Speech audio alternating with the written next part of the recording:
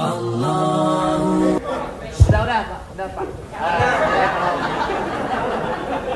Apa? Mesti pakai. Suruh. Balik.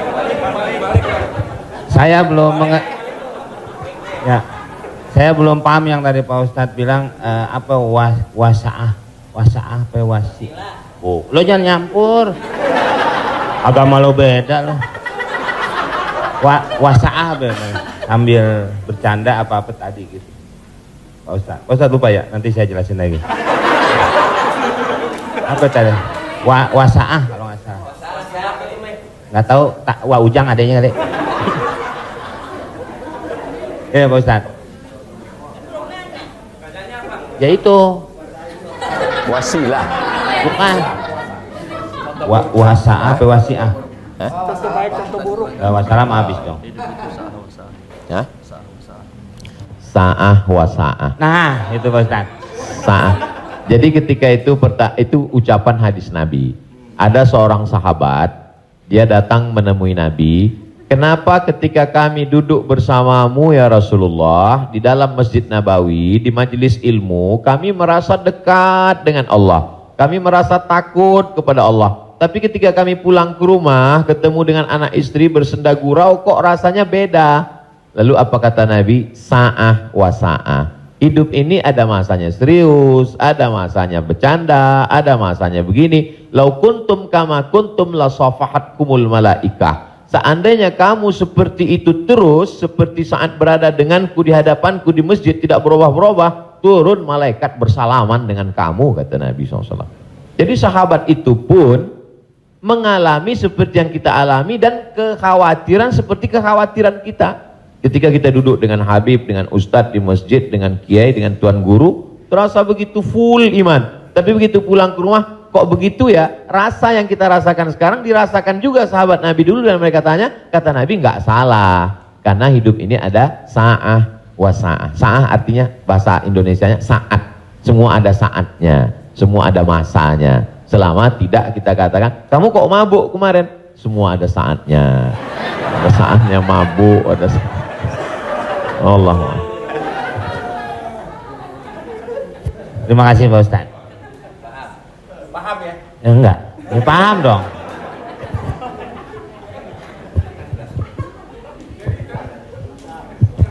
Mungkin dari sini ada. Tapi satu lagi pertanyaan, saya mau nanya. Pak Ustadz, ini masalah saya pribadi. Jadi saya ya ada masukan juga ketika hukum riba. Mobil itu ya, ini umum ya kan. Jadi mobil kita jual, kemudian kita coba berusaha cash. Saya untuk menghilangi kredit. Nah, saya mau tanya, ini juga amanat dari keluarga saya, dipastikan lagi. Boleh nggak, Kiai, kita kredit mobil? Padahal ini menjadi hal penting bagi saya untuk mobilisasi kemana gitu. Saya punya anak kan baru kelar UIN. Jadi ini saya lagi diceramai gitu. Papa sudah lah Pak, jual Pak. Kita nggak usah dibeli, lillahi ta'ala aja. Ya saya bilang ini lillahi ta'ala, agak-agak susah nak, saya bilang gitu. Tapi ini real, saya jual, saya mencoba untuk beli cash, nungguin cash lama. Jadi jangan suka buka aib orang, Mbak.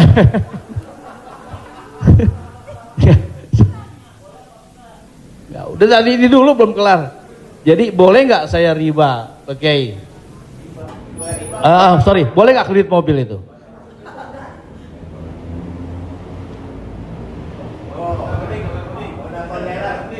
Alhamdulillah CRV jadi baru gue. Buka Google, ada tulisan saya di situ.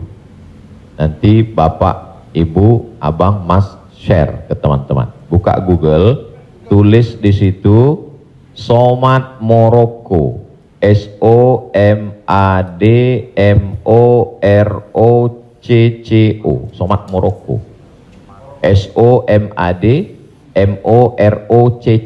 Somad Morocco spasi kredit. Spasi kredit. Sudah? Enter. Somat Moroko spasi kredit, tulisan yang paling atas kredit, ada tanda tanya, aska. Di situ jawaban. Saya sudah tulis tentang masalah kredit ini. Di situ.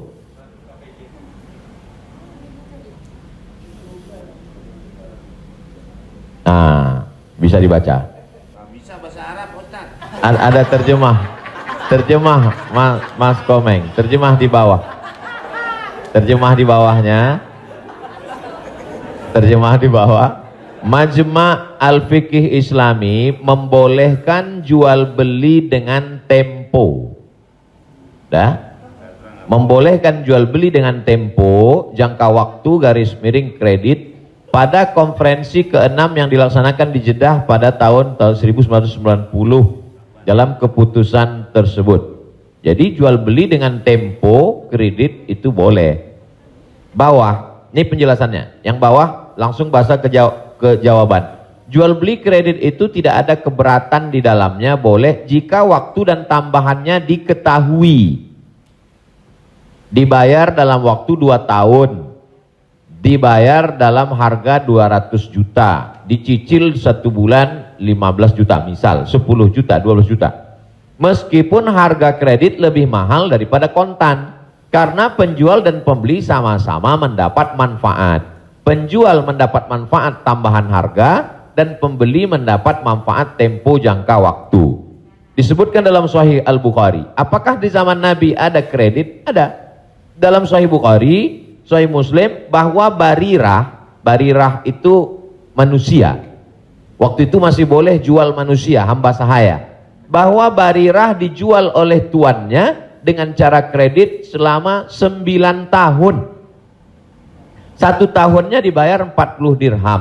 Ini menunjukkan bolehnya jual beli kredit. Kesimpulannya, uang dengan barang boleh, tapi uang dengan uang riba. Prof, saya pinjam uang 200 juta, nanti saya bayar 220, haram, riba. Tapi ketika saya beli mobil, Prof, saya cicil tiap bulan, maka lunas dalam waktu 1 tahun, itu tidak riba, karena akadnya uang dengan barang. Yang jadi masalah ketika kita pergi ke dealer untuk beli mobil, kita katakan kita tidak punya uang cash, dia tidak mau langsung transaksi dengan dia, tapi dia akan libatkan pihak ketiga, penyedia keuangan. Pada akhirnya transaksi kita adalah uang dengan uang, bukan uang dengan barang.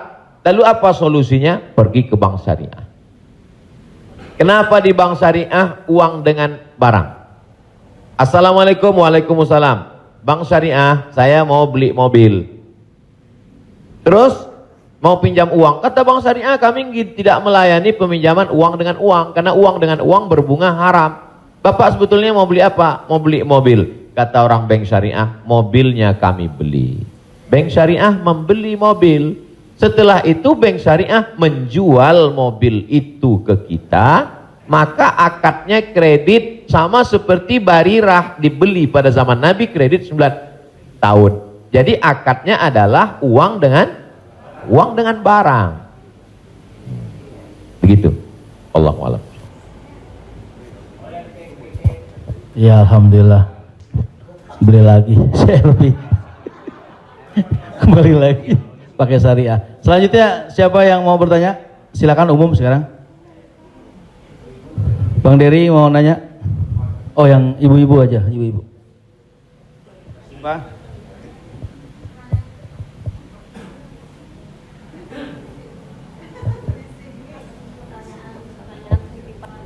Jadi Ustadz, mohon maaf Ustadz, tadi di garis bawahin lagi. Jadi artinya leasingnya yang nggak boleh ya Ustadz. Misalnya kita beli kepada dealer mobil, kita bercicil kepada yang punya dealernya boleh. Tapi kalau kita minta dari kayak sekarang banyak perusahaan-perusahaan leasing, itu yang tidak boleh. Maksudnya itu Ustadz. Ketika saya mau beli mobil, saya tidak punya uang cash, Iya.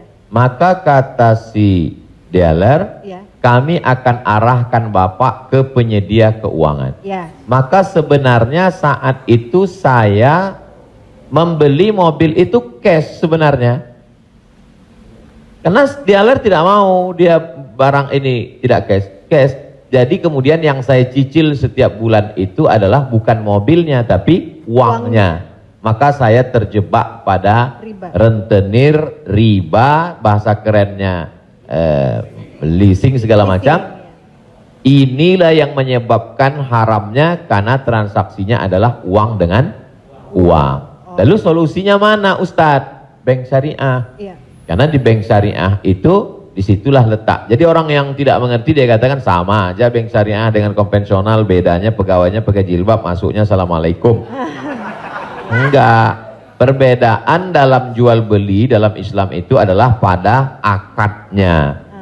Maka bank syariah membeli mobil itu milik bank syariah, maka saya membeli mobil itu secara cicil, akadnya adalah uang dengan barang. Oh, Wallahu a'lam. Satu lagi Ustaz, kalau beli emas secara online itu gimana Ustaz?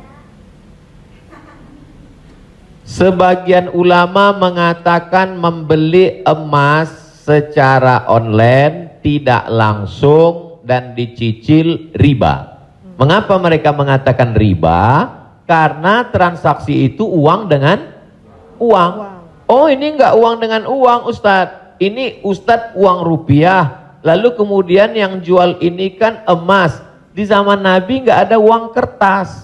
Di zaman Nabi hanya ada dua uang. Yang pertama dinar, uang emas. Yang kedua dirham, uang perak. Maka ketika saya beli emas tidak cash, maka sesungguhnya akadnya adalah uang dengan uang rupiah dengan uang emas. Itulah orang yang mengatakan nggak boleh beli emas kalau nggak cash karena transaksinya uang dengan uang.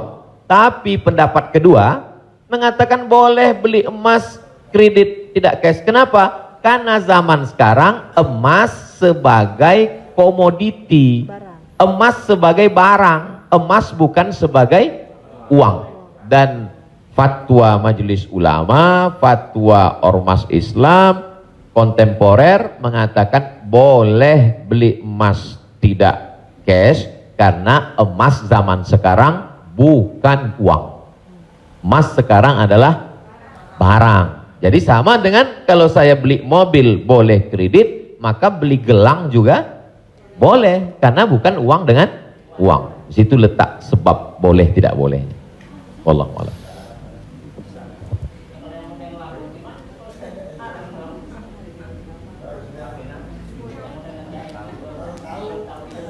Yang sudah banyak-banyak taubat nasuha, sholat sunat, istighfar. Kalau sedang dalam proses bisa dibom, ada aset yang bisa dijual untuk ngebom supaya selesai, jual lah.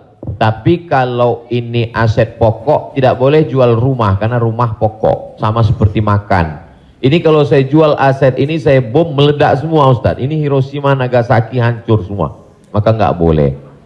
Azam tekad dalam hati, saya mencari nafkah, saya lunasi sampai habis, nanti setelah ini saya tobat berhenti. Tapi kalau bisa jual satu petak ini lalu ditutup ini, lakukanlah untuk melepaskan diri dari riba. Karena riba itu 5 ancamannya. Yang pertama, alladzina ya'kuluna riba la yaqumuna illa kama yaqumul ladzi yatakhabbathu syaitanu minal mas. Orang yang makan riba nanti bangun bangkit dari kubur ketika di padang mahsyar seperti orang kerasukan setan. Yang kedua, ayyuma lahmin nabata min haramin fannaru aulabih. Setiap daging di badan tumbuh dari yang haram, maka tempatnya api neraka jahanam. Yang ketiga, orang kalau dia makan haram, maka doanya tidak dikabulkan Allah. Mat'amuhu haram, makanannya haram. Mashrabuhu haram, minumannya haram. Malbasuhu haram, pakaiannya haram. Wa ghuziya bil haram, dia diberi makanan haram. Anna yustajabulah, apakah mungkin doanya dikabulkan Allah? Yang ketiga, yang keempat, nasiyatin kazibatin khati'ah. Ubun-ubun, penipu, pembohong, pelaku dosa. Padahal yang berdosa itu tangan, yang berdosa itu mulut. Kenapa dikatakan ubun-ubun? Karena ternyata ada otak bagian depan yang selalu kita usap ketika sedang wudu. Disitulah pemikir. Otak ini berpikir ketika dia dapat semprotan darah. Darah itu menyembur dari jantung. Darah itu dari makanan. Sepiring makanan riba berubah menjadi setetes darah, disemburkan oleh jantung naik ke otak, isi otak haram, maka bawaannya mau haram saja. Gara-gara riba. Heran saya ini Pak Ustadz, kenapa pikiran saya ini mau haram saja? Sebabnya gara-gara makan riba. Yang terakhir, yang kelima adalah tidak ada keberkahan. Hidup ini yang kita cari berkahnya. Makanya ketika anak lahir yang didoakan berkah. Barakallahu laka fil mauhub. Ketika orang menikah yang didoakan berkah. Barakallahu lakuma wa baraka alaikuma. Ketika ketemu yang didoakan berkah. Assalamualaikum warahmatullahi wabarakatuh. Ketika makan yang diminta berkah. Allahumma barik lana. Wallahu a'lam.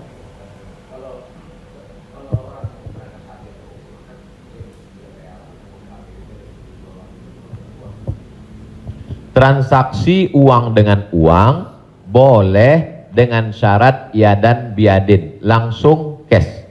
Maka ketika sampai di Makkah, saya keluarkan uang rupiah, saya katakan saya mau beli rial, langsung cash, boleh. Begitu juga membeli dolar. Saya sampai ke Maroko, saya beli dirham. Maka pemerintah Saudi Arabia tidak akan bisa mengizinkan buka money changer, uang, pertukaran uang ini kalau tidak ada fatwa dari ulama. Mereka amat sangat ketat. Jadi boleh tukar ini selama dia langsung dan cash di tempat itu, langsung jadi. Wallahu a'lam. Ustaz, Assalamualaikum. Ustaz, saya mau nanya Ustaz, berkaitan dengan kredit tadi, ada juga selain kredit namanya gadai Ustaz. Gadai, tahu gadai Ustaz ya? Kalau nggak tahu saya jelasin. Biasanya zaman sekarang gini Ustaz, orang punya kendaraan, kemudian karena nggak punya uang digadaikan mobilnya misalnya Ustaz, sama orang itu. Itu termasuk itu riba atau gimana? Kalau gadai seperti itu. Imam yang paling tua di antara imam yang 4 itu namanya Imam Hanafi. Meninggal tahun 150 Hijrah. Suatu ketika dia berdiri di depan rumah orang. Ada panas terik, dia berdiri di depan rumah orang. Padahal di depan rumah itu ada atapnya dan ada pohon kayu. Lalu orang bertanya kepada Imam Hanafi, Imam Hanafi, kenapa kamu tidak mau berlindung di bawah atap yang punya rumah itu? Dan kenapa kamu tidak mau berlindung di bawah pohon kayu? Kan lebih baik berlindung daripada kena panas. Apa kata dia? Saya meminjamkan uang pada orang ini dengan sistem gadai, maka saya tidak mau mengambil keuntungan dari dia. Ayyuma lahmin kullu qardin jarra naf'an fahuwa riba.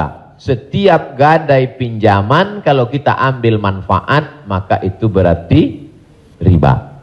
Tidak mau bernaung di bawah atap rumahnya karena itu dianggap sebagai manfaat. Jadi manfaat tidak hanya sebagai uang tapi juga manfaat sampai sekecil itu dia menjaga dirinya.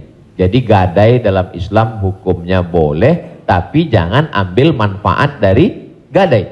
Yang terjadi sekarang adalah orang mengambil manfaat dari gadai. Saya punya uang, lalu kemudian ada orang mau pinjam uang, saya tidak percaya dengan dia. Ustadz pinjam uang 100 juta, saya nggak percaya. Kalau Ustadz nggak percaya, ini sawah saya 1 hektar. Ketika dia kasih sawahnya ke saya, maka sawah itu cukup sebagai jaminan. Tapi yang dilakukan orang sekarang adalah sawah itu dia tanam padi, dia ambil hasilnya. Hasilnya itu riba. Maka sekarang orang kaya makin kaya, yang miskin makin miskin. Bagaimana dia mau bisa menebus uangnya, orang sawah dia dipakai terus dan uangnya diambil. Maka yang punya uang makin kaya, yang minjam makin miskin. Padahal dalam Islam mestinya cukup suratnya saja dipegang. Kamu kalau mau garap sawah ini garaplah, nanti bayar hutangmu. Itu akhlak dalam Islam. Akhlak itu yang dihilangkan oleh riba. Riba ini sangat kejam. Allah.